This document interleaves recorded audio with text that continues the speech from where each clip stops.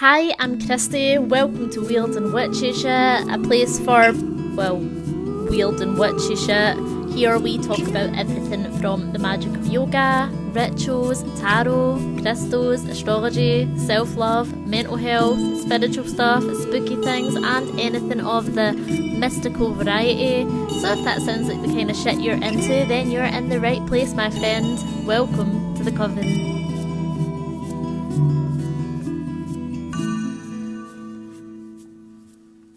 It has been literally so long since I have filmed a video, maybe like 2 months. I don't think it's as long as that since I put a video out. I think my yoga series was maybe not that long ago, but like in terms of like doing a video, it feels like a very long time, and I feel like very anxious to like get back into it. I always feel like when I take a little bit of a break, there's like this like weird like anxious build up to get back into filming again, and I don't really know why, because nobody's putting me under this pressure but me. But you know, just Virgo things. I took a little bit of a mental health break, you could say. I'm not going to get too deep into that, but you know, thinking about practicing what I preach and all that, I realised I was taking on too much, getting to burnout stage, and I just had to like put everything on pause and do as little as possible really, and just kind of try and really live life. If you're not new to this channel, then it will come as absolutely no surprise to you that my cat has already started her absolute nonsense. So if she's out, she screams to get in. When she's in, she screams to get out. I don't want to leave the door open, because then I feel like it means that nobody else in the house can do their thing that they're doing, because the microphone will then pick up that sound. So you're probably going to have many interruptions from Bikini. So let's just get into the episode. Today we are talking about the Ouija Board, the Ouija Board, the Ouija Board, the Ouija Board, the Ouija Board. I don't know why, but out of all the videos on the internet, that one just sticks in my head as one of the funniest, like one of my like all-time favourites, along with Am I Pregante? So I think most people are relatively familiar with the Ouija board, also known as a spirit board or a talking board. But today we're going to really get into the history of the Ouija board, find out its origins, what it really is, does it really work, and its place in spirituality as a whole. So even if you're already quite familiar with the Ouija board, hopefully you still learn something new, or at least just find this video entertaining. So what is a Ouija board? Let's just start with the absolute basics in case you actually do have no idea. So the Ouija board is a flat board which is commonly made of wood, and on it are the letters of the alphabet A through Z, numbers 0 through 9, the word yes at one side, no at the other side, and goodbye at the bottom. Normally the Ouija board will come with a smaller piece of wood as well, known as a planchette. This is a heart-shaped kind of piece of wood that's normally on little wheels and has a little hole in it that sometimes has a magnifying glass. And the Ouija board is most commonly known for people using it to communicate with the dead or with spirits. This communication is done by participants, the living participants that is, inviting in communication from the spirit realm, then placing their hands on the planchette and asking a question. The question can really be anything that you want. Most commonly people would ask like, are you here with me? And then the planchette might move to yes or to no. And then from there, questions can get a little bit deeper. You can start to ask more specific things, or if you are trying to contact a specific person with the Ouija board, then you can maybe ask, are you my Auntie Isabel or something like that, and it'll either say yes, no, and it can also use the letters and the numbers on the board to spell out words in answer to your question. Some believe that the planchette moving is due to the person placing their hand on it, subconsciously guiding the planchette to an answer that they want to hear.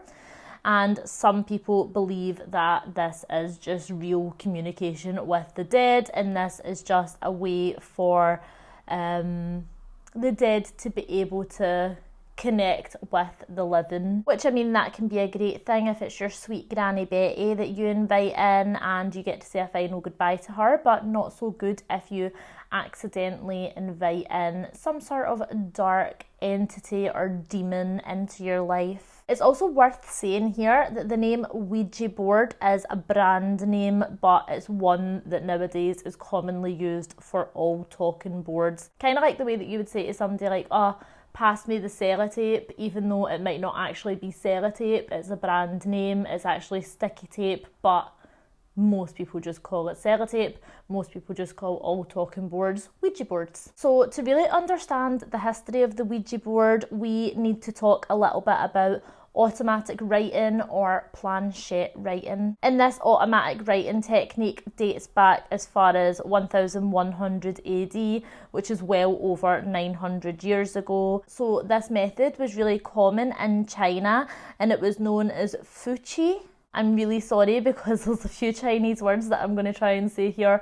My pronunciation is questionable at best. Chinese pronunciation, I'm probably going to fuck it up, but I will put the word on screen somewhere if you're watching the video version, and then you can hopefully make more sense of it than me. So this fuqi involved using a suspended tray to guide a stick, commonly made from willow or peach branch, to write characters in the sand or in incense ashes. The fuqi process would involve specialised participants, each with their own important role, including the people who would hold the tray or the stick. They were called jisu, which translates roughly to planchette hands. One of the people would be possessed by a shen, which is a spirit or god, or a xian, which is an immortal or a transcendent. And then they would also have assistance from a pingsha who would smooth out the sand, and a du shi or planchette reader who would interpret the messages that were then wrote in the sand with the stick, and a chao jizhi, which is a planchette copyist who would record everything that was being wrote. So it kind of sounds like a lot more complicated version of a Ouija board, and obviously much bigger in scale, because with a Ouija board technically you really could just use this very small board completely on your own, but obviously a lot more went into it in this fuqi practice. And the concept behind it was pretty much the same. The reason that you were even using this fuqi in the first place was so that you could connect with either loved ones who had died or gods or other spiritual deities. So communicating with the dead became really popular during the spiritualism movement of the 19th century. Spiritualism was a social religious concept where people believed that after death our soul lived on in a way, just in a different plane from us, but also continued to evolve. So it's not like death was the end, your soul left your body and then your soul continued to evolve. So death and your soul leaving your body was really just the next step in this evolutionary process, which isn't really too crazy a belief to have, because I feel like a lot of people believe that there is something after death. The idea of having a soul that then goes on and does something else after death is a very popular belief. And a big part of spiritualism was not only that the dead continued to live on in the afterlife, but also that they could communicate with us. And contacting these spirits would be beneficial for us because they were more evolved than us, so they could pass us on knowledge of what was happening in the afterlife and what the next step of evolution for us could look like. They could also even answer questions about God, the purpose of life, and people could also contact their own spirit guides as well. I guess it was kind of like a lot of religious practices where it offers this sense of comfort. Death can be like a huge fear for people, obviously, but a big part of that fear mainly is the unknown. So I guess contacting the spirit world almost let people have a sense of control and a sense of comfort if they believed that after life and death they would still go on. And these beliefs were definitely nothing new, with mediumship, psychics and other spiritual practices being prominent for centuries through many different cultures. But it was in the US following the American Civil War where many people were, of course, experiencing loss of loved ones, lots of grief. And again, this sense of desperation to have some questions answered and possibly communicate with the people that they loved and maybe didn't even get to say a proper goodbye to. So through the American Civil War, spiritualism really began to boom, and there was much more need for psychics, mediums and talking boards. And necromancy, or communicating with the dead, wasn't as frowned upon as what it used to be. In the past, trying to talk to the dead would maybe have been considered evil, unnatural, dark, even pointing to that you might be in alliance with the devil, especially of course in Christian circles. But now people were starting to look at it in a little bit of a different light. And I do think that it has to be said that during this spiritualism movement, especially through America, a lot of white people got more on board with using talking boards, just trying to talk to the dead. And when white people started doing it, it was seen as okay, whereas before a lot of spiritualists and psychics were people of colour, and that's when it was more frowned upon. So it's just very is interesting the right word? But that in itself is a very clear message. So during this spiritualist movement, talking boards were very commonly used in the late 1880s, and basically the talking board was a Ouija board before the Ouija board was a thing. We don't actually know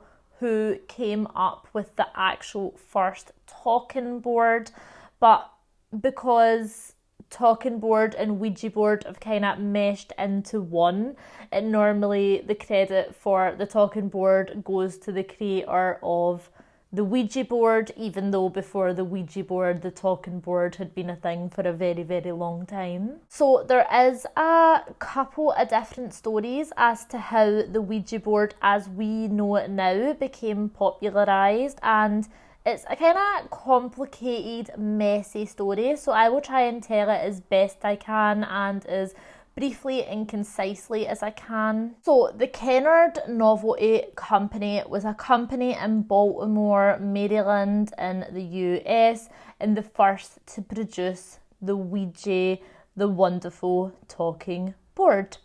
This company was owned by 5 different men, 2 of which were William H.A. Maupin and Charles W. Kennard, and they were sold the patent to the original Ouija board in 1981 by a man by the name of Elijah J. Bond. The name Ouija is often translated to mean yes, yes, so the yes, yes board, and this would be because oui in French is of course yes, and ja in German is yes, so oui, ja, yes, yes. However, it's actually said that the sister-in-law of Elijah Bond, Helen Peters, who was a psychic medium, came up with the name Ouija, or technically the Ouija board came up with the name itself, because one night while she was playing with the Ouija board, she asked what it should be called, and the planchette spelled out the word Ouija. And then after a little bit of questioning, the board also told her that the word Ouija meant good luck.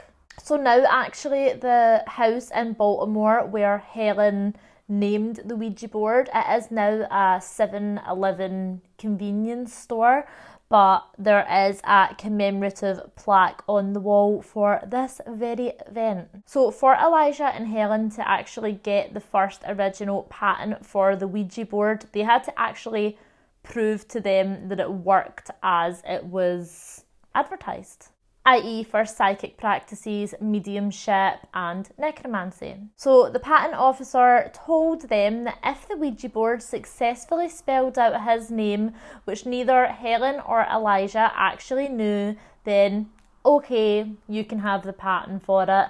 I think he was like taking the piss a little bit and being like you're psychic, then what am I thinking right now kind of thing. But apparently he was left white-faced and shocked when the Ouija board successfully spelled out his name, and he had to stick to his word and he gave them the patent for the very first Ouija board.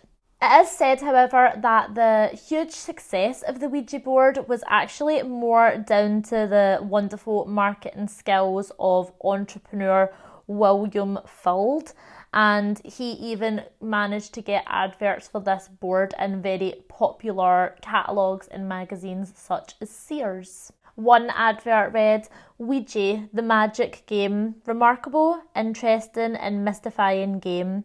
Great mirth in making game for parties, apparently answers questions concerning past, present and future." I feel like the history behind the Ouija board is so vast and so confusing that almost like the more I read, the less I knew kind of thing. But just know there is a lot of conflicting information out there. So if you go and do your own research, you might come back with something that like I didn't mention in this video. Obviously, that's totally fine. If you do want to do your own research or anything, I will have left below in the description box all of the links that I have used where I have got all my information from. It is, however, said that there was a lot of shady business practices involved in selling the Ouija board, including sellers being purposefully vague about what the Ouija board actually did, so as to kind of spark up a sense of interest and keep that real like mystery around it.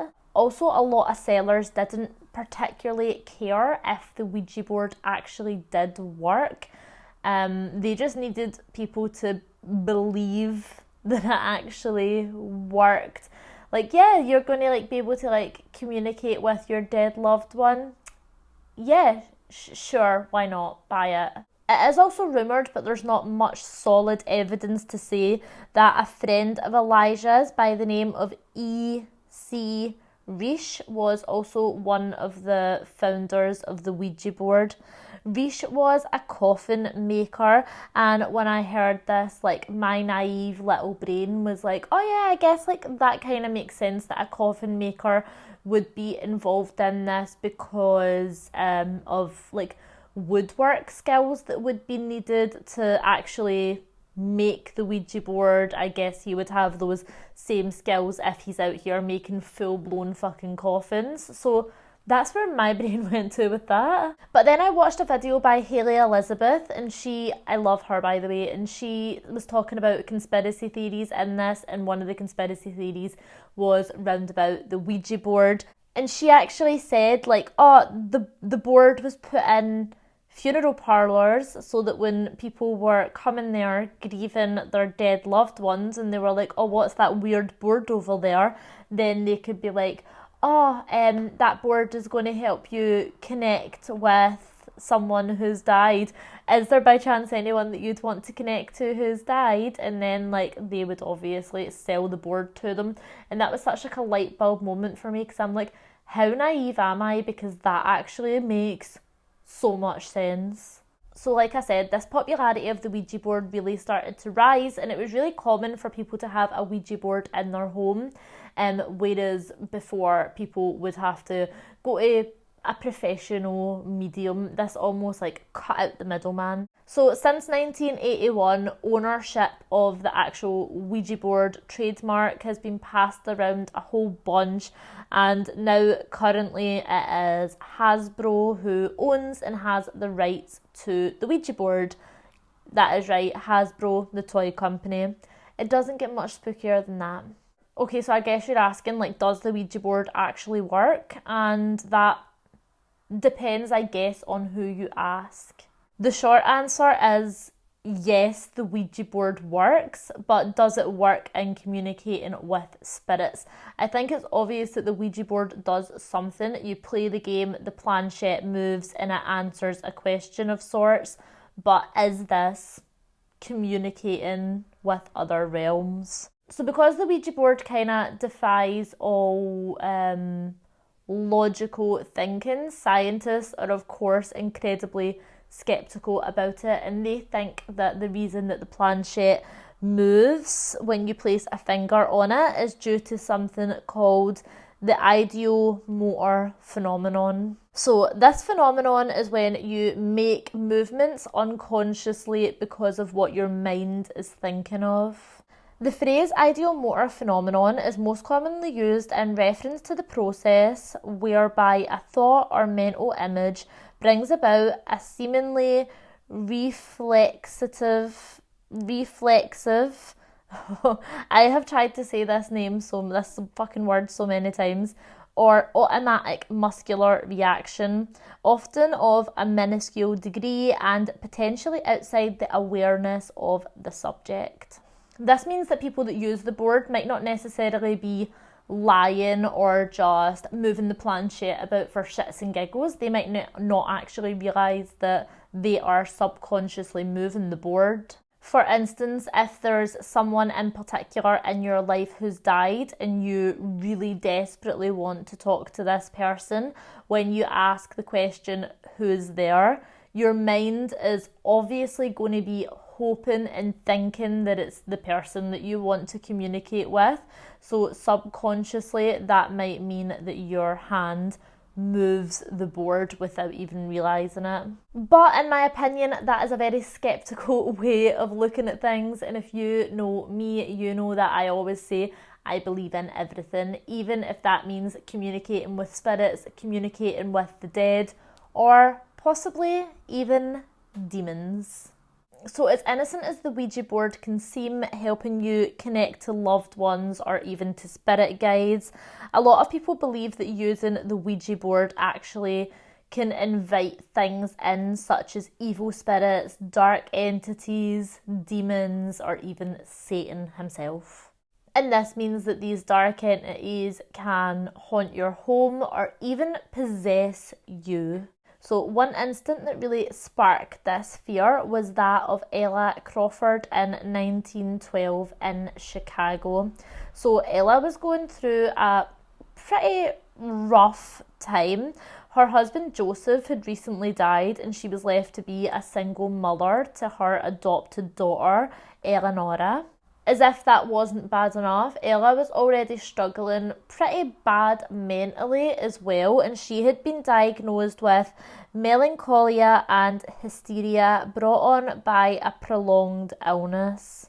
I don't really know what that diagnosis would translate to nowadays. I feel like often historically women would have some sort of mental illness or mental break and they would be called hysterical, but it is said that she was super anxious, very paranoid about the future for herself and for her daughter, which is completely understandable.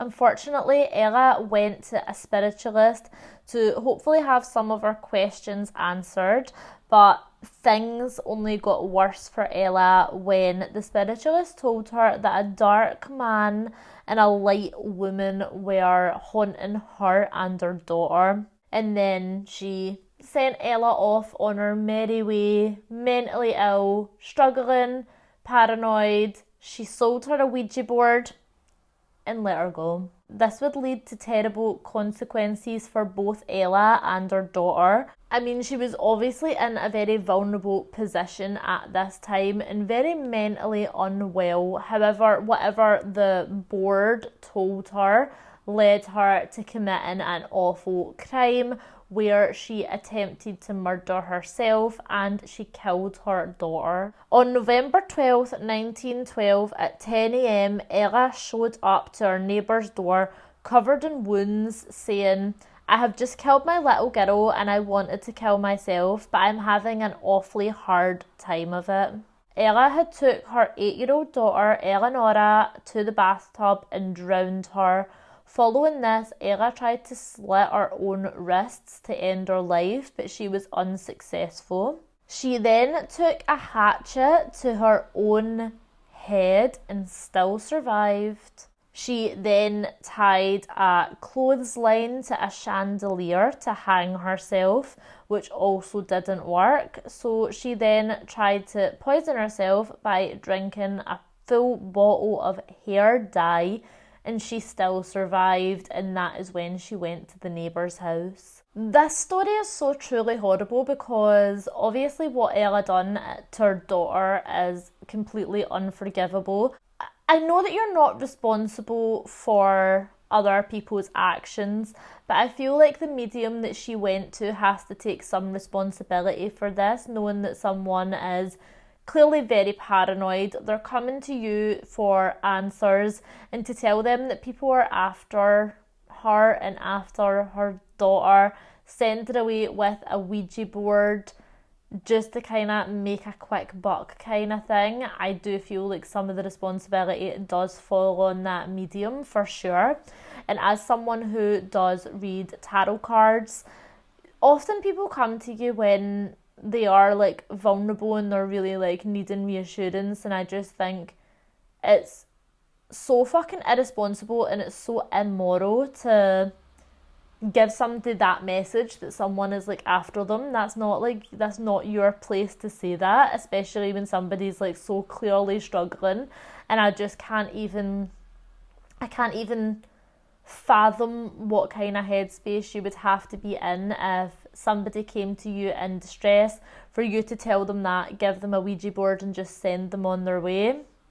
And I think as well, in like spiritual careers, it is so wildly fucking unregulated that really basically anybody can say, oh, I'm a psychic, I'm a medium, I can read tarot cards, I can connect you to the dead. Like, you just kind of have to have like a lot of trust and a lot of faith that that person is being honest. And there's a lot of like snake oil salesmen out there, or people who are just going to tell you whatever just to get you like in and out the door and then make money off you and not really care about how what they've said is going to impact you. How did that make sense, that sentence I just said? Yeah, and like I said, you know that the people who are coming to you, if you're like a medium or a healer or anything of any sort, 9 times out of 10 people come to you from like a really shit place because they have absolutely like no idea what their next steps are and they are in desperate need of guidance. So check your fucking morals. Anyway, the tragic story of Ella Crawford was one that made people absolutely terrified of the Ouija boards and the entities that they could possibly invite into your home. I personally feel like this story in particular is more one of grief and mental illness rather than possession, but that is kind of the story that was carried on through Ella Crawford. And you might not be that surprised to find out that there are actually many, many true crime cases that are related to the Ouija board. So in 1933, 15-year-old Mattie Turley shot her father, Ernest Turley, in the back twice, leading to his death.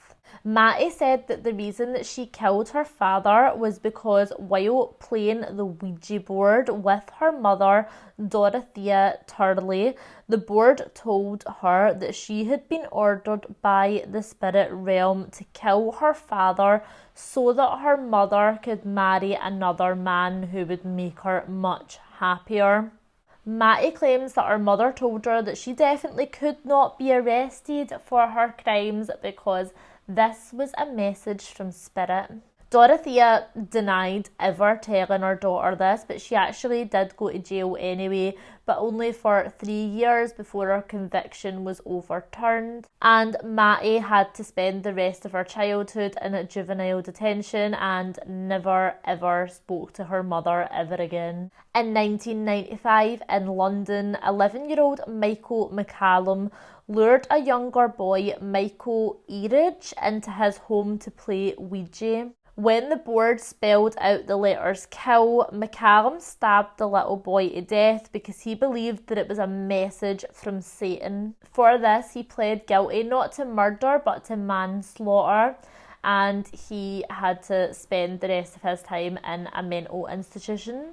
In 2001, 53-year-old Carol Sue Elvacker was playing Ouija board with her daughter Tammy and Tammy's 2 younger daughters when she got a message through saying that Tammy's husband Brian was evil and that she had to kill him. So she went upstairs and stabbed Brian to death. After this, Carol, Tammy and the 2 girls got into the car to drive off, but Carol was driving so frantically that she actually ran them off the road.